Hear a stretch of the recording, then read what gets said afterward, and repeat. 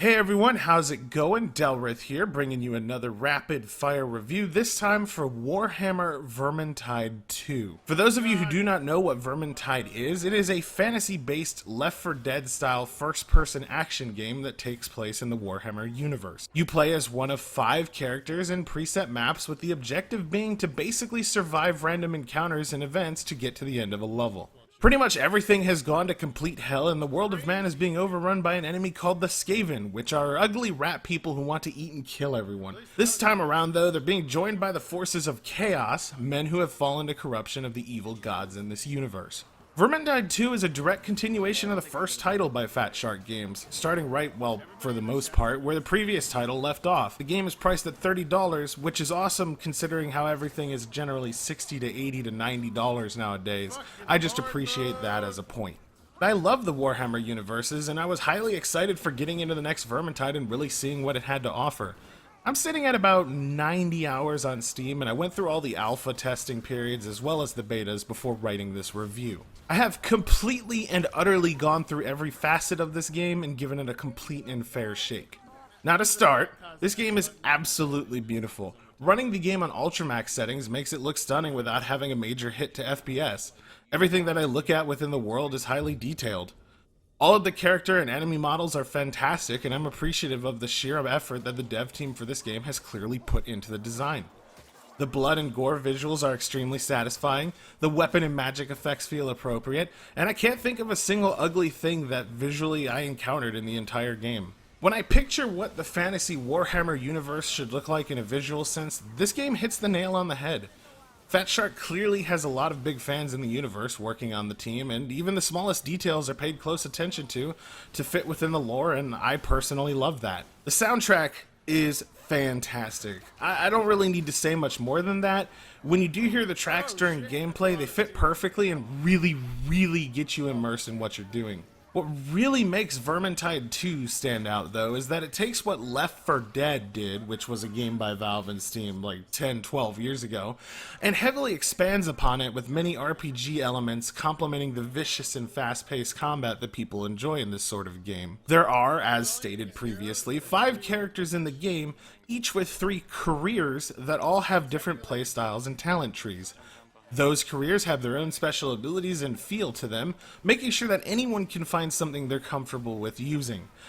An example of this would be that Barden, the dwarf, is able to choose between Ranger, a ranged class, Ironbreaker, a kinda tanky hybrid class, and Slayer, a melee sorta DPS class in the game. On top of the career system, Vermintide 2 has a stat-based equipment setup, each item having stats on them that directly affect certain aspects of how you play.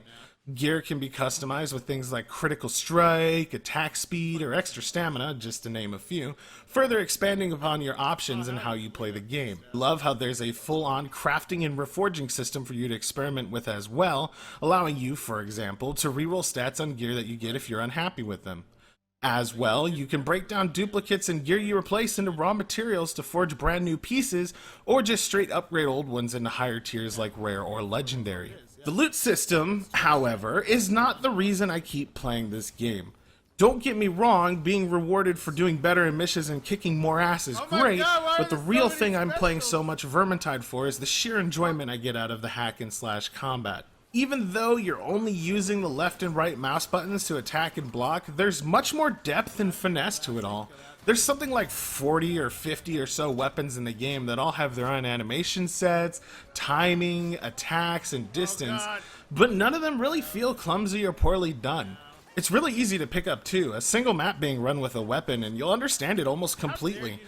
First time I picked up a halberd, I was able to understand that the halberd is for decapitating heads and running around and doing big slashes. It was easy to understand. Honestly, it just feels so damn good. Hammering down literal dozens of Skaven in a single swing never gets old, nor do the kick-ass dismemberment effects that are abundant in the game. Cleaving enemies completely in half or sending them flying all over always feels great, and don't even get me started about the freaking flamethrowers. I love them. The combat also has multiple layers of skill to it, with dodges and parries and charge attacks all needing to be used properly.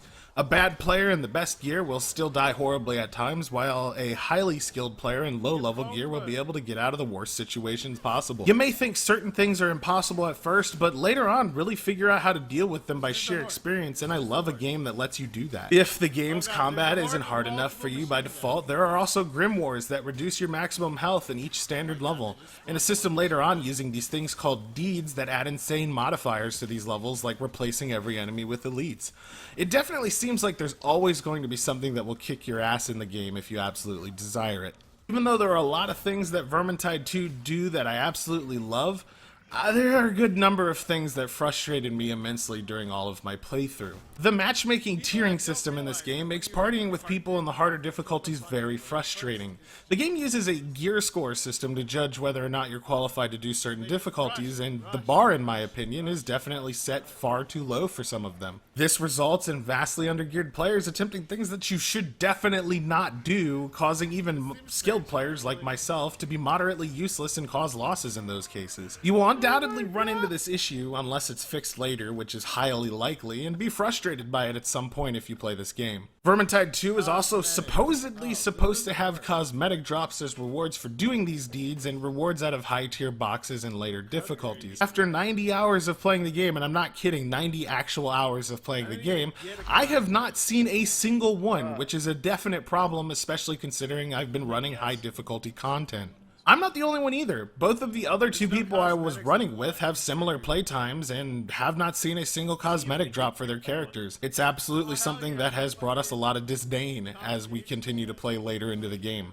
This means that the drop rate is far too low. Most players will not put over 50 hours into a game, which means that at the current state they will most likely never see a single cosmetic piece. For something really important to people, they definitely need to be more readily available.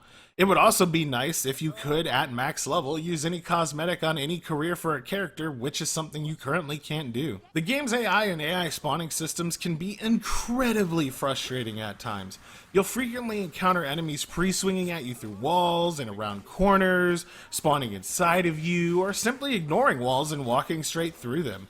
Other times you'll encounter multiple hordes spawning during boss fights, which in most cases in public matches results in a complete wipe of the mission.